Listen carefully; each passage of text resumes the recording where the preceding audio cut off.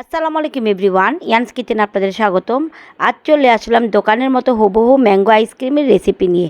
আর এই রেসিপিটি কিন্তু পুরোই প্রফেশনাল রেসিপিতে আপনারা ঘরে বসে কিভাবে হুবহু দোকানের সাথে ম্যাঙ্গো আইসক্রিম বানাতে পারবেন, আজ সেই রেসিপি আপনাদের সাথে শেয়ার করলাম। কোনোভাবেই এটা ধরা যাবে না যে এটা হোমমেড আইসক্রিমও হুবহু দোকানের মতো হতে পারে, না বানালে বুঝবেন কিভাবে। চলুন দেখি।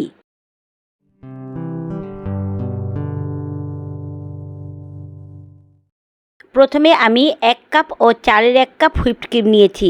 আজকে আমি এখানে ইনস্টা হুইপটা ব্যবহার করছি। আইসক্রিম বানানোর জন্য ট্রপিক্যাল বা ইনস্টা হুইপটা আপনারা নিতে পারেন, কারণ এটার প্রাইস খুবই রিজনেবল। একটা প্যাকেট দিয়ে অনেকগুলো আইসক্রিম আপনি বানাতে পারবেন। এখন এই হুইপড ক্রিমটাকে আমি বিট করে নিচ্ছি। এটি খুব স্টিফ বিট করব না, একটা সফট পিক করব। বিট করতে করতে একটা ফোম অবস্থায় চলে আসলে বিটারের স্পিডটা হাই স্পিড করে আমি ক্রিমটাকে ফোম করে নিয়েছি। খুব বেশি স্টিপ পিক করব না, 70% হয়ে গিয়েছে এমনভাবে বিট করতে হবে। আর বিট করার আগে অবশ্যই একটা খেয়াল রাখবেন যে আপনাদের বোলটা অবশ্যই শুকনো থাকতে হবে, কোনো ভেজা না। আমার বিট করা হয়ে গিয়েছে, এখন এটাকে 10 মিনিটের জন্য ফ্রিজে রাখবো। এখন আরেকটি বলে 4টি ডিমের কুসুম নিয়েছি। বোলটা অবশ্যই শুকনো থাকতে হবে, কোনো রকম পানি থাকা চলবে না। ডিমের কুসুমটাকে আমি কিছুক্ষণ একটু বিট করব, কালারটা চেঞ্জ হয়ে আসা পর্যন্ত একটু বিট করব। কালারটা কিছুক্ষণ চেঞ্জ হয়ে আসলে এর মধ্যে চিনি দিয়ে এখন বিট করছি। আমি এখানে 4-এর 1 কাপ থেকে একটু কম চিনি নিয়েছি। এটা একেবারে পারফেক্ট মেজারমেন্ট। আপনারা যদি কেউ একটু মিষ্টি খেতে বেশি পছন্দ করেন তাহলে চিনিটা পুরোপুরি 4-এর 1 কাপ দিলে চলবে। বিট করতে করতে চিনিটা যখন গলে যাবে, কালারটা পুরোপুরি চেঞ্জ হয়ে আসবে, এখন এটাকে আবারও একটু সাইড থেকে কেচে এনে আরও কিছুক্ষণ একটু বিট করব। আরও কিছুক্ষণ বিট করার পর এর মধ্যে আমি 2 চা চামচ কর্নফ্লাওয়ার দিয়ে আবারও কিছুক্ষণ একটু বিট করব। 2 চা চামচ কর্নফ্লাওয়ার দিয়ে দিয়েছি। এখন এটাকে কিছুক্ষণ বিট করে এই ডিমের মিশ্রণটাকে আমি একটু সাইডে রেখে নেক্সট স্টেপে কাজ করব। নেক্সট স্টেপে চলে এসেছি। এখন একটি প্যানে 1 কাপ পানি দিয়েছি এবং 4-এর 1 কাপ গুঁড়া দুধ দিয়েছি। আপনারা যদি গুঁড়া দুধ দিয়ে না করতে চান তাহলে 1 কাপ লিকুইড দুধ দিয়েই এটা করতে পারবেন। এখন একটি হুইস্ক দিয়ে আমি এটাকে ভালো মতো মিক্স করে নিচ্ছি, দুধটা যেমন ভালো মতো মিশে যায়। এখন এর মধ্যেও আবার 4-এর 1 কাপ থেকে কিছুটা কম আমি চিনি দিয়েছি। আপনারা কেউ চিনি বেশি খেতে চাইলে তাহলে একটু 4-এর 1 কাপ দিতে পারেন। চিনিটা ভালো মতো আমি মিক্স করে নিচ্ছি। ভালো মতো মিক্স হয়ে গেলে এখন ডিমের মিশ্রণটাকে আমি এই দুধের মিশ্রণে ঢেলে দিচ্ছি।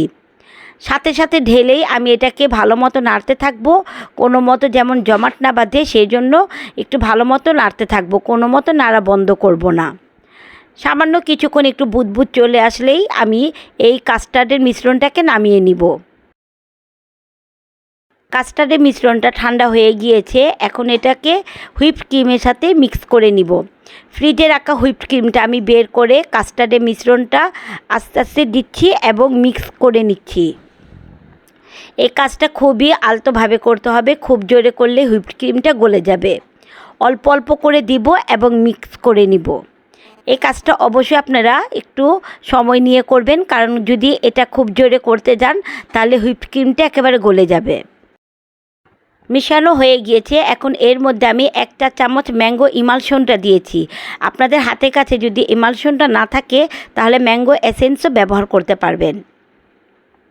এখন এর মধ্যে আমি 2 টেবিল চামচ ম্যাঙ্গো পিউরিটা দিচ্ছি। ম্যাঙ্গো পিউরিটা দিলে আপনারা ম্যাঙ্গো আইসক্রিমের যে একটি অথেন্টিক ফ্লেভার পাওয়া যায় সেটা পাবেন। ভালো মতো এগুলোকে এখন আমি মিক্স করে নিচ্ছি। এখন এর মধ্যে আমি কিছুটা ফুড কালার ব্যবহার করব। আপনারা চাইলে ফুড কালার অ্যাভয়েডও করতে পারেন, কিন্তু সুন্দর দেখানোর জন্য আমি সামান্য একটু হলুদ ফুড কালারটা ব্যবহার করছি। সব কিছু ভালো মতো একটু নেড়ে চেড়ে আমি এর মধ্যে কিছুটা টুটি ফ্রুটি দিয়ে দিচ্ছি। দোকানের মতো একটা স্বাদ পেতে হলে অবশ্যই আপনাকে এটা দিতে হবে। টুটি ফ্রুটি আমি কিছুটা দিয়ে আবার একটু নেড়ে চেড়ে নিচ্ছি। এখন একটি আইসক্রিমের বক্সে আমি পুরোটা মিশ্রণ ঢেলে দিচ্ছি। এখন এটিকে 1.5 ঘন্টার জন্য ফ্রিজে রাখবো। ভালো মতো একটু সেট হতে দিব। 1.5 ঘন্টা পর এটিকে বের করে আমি আবারও কিছুক্ষণ বিট করব। এখন 1.5 ঘন্টার জন্য ফ্রিজে রেখে দিচ্ছি, ডিপ ফ্রিজে 1.5 ঘন্টার জন্য রেখে দিব। ফিরছি 1.5 ঘন্টা পর, কিছুটা একটু শক্ত হয়ে এসেছে। এখন একটি বলে আবারও এটাকে 1.5 থেকে 2 মিনিটের জন্য আমি কিছুক্ষণের জন্য একটু বিট করে নিব, যেন কোনো ক্রিস্টাল না হয়। এই বিট করার কারণে আপনার আইসক্রিমে কোনো ক্রিস্টাল হবে না। এটাকে এখন মিডিয়াম স্পিডে আমি ঠিক 1.5 থেকে 2 মিনিটের জন্য বিট করব। খুব বেশি বিট করা প্রয়োজন হবে না, কারণ এটা আমাদের আগে থেকে বিট করা। এখন এটাকে আবার সেই আইসক্রিমের বক্সে ঢেলে আবারও আমি ওভারনাইটের জন্য ফ্রিজে রেখে দিব। বক্সে ঢেলে সমানভাবে করে আমি কিছুটা টুটি ফুটি উপর থেকে ছড়িয়ে দিচ্ছি, কারণ এটির কারণে আপনার আইসক্রিমটা দেখতে হুবহু দোকানের মতোই মনে হবে। এবং কিছুটা ম্যাঙ্গো পিউরি আমি উপর থেকে ছড়িয়ে দিচ্ছি। এটি পুরোটাই অপশনাল, আপনি এটি বাদও দিতে পারেন। এত অল্প খরচে আপনারা ঘরে হুবহু দোকানের মতো আইসক্রিম ঘরেই বানাতে পারবেন। এখন এটা আমি ফ্রিজে রেখে দিব ওভারনাইটের জন্য। প্রায় 7 থেকে 8 ঘন্টা অবশ্যই ফ্রিজে রাখতে হবে, নাহলে আইসক্রিমটা ভালো মতো সেট হবে না। আইসক্রিমটা ভালো মতো জমে গিয়েছে, এখন পরিবেশনের পালা। আমার ভিডিওটি আপনাদের কাছে ভালো লেগে থাকলে প্লিজ আমার ভিডিওটিকে লাইক, কমেন্ট এবং শেয়ার করে দিবেন। যারা ফেসবুক থেকে দেখছেন তারা ফলো করে দিবেন, এবং যারা ইউটিউব থেকে দেখছেন তারা সাবস্ক্রাইব করে দিবেন। আল্লাহ হাফেজ।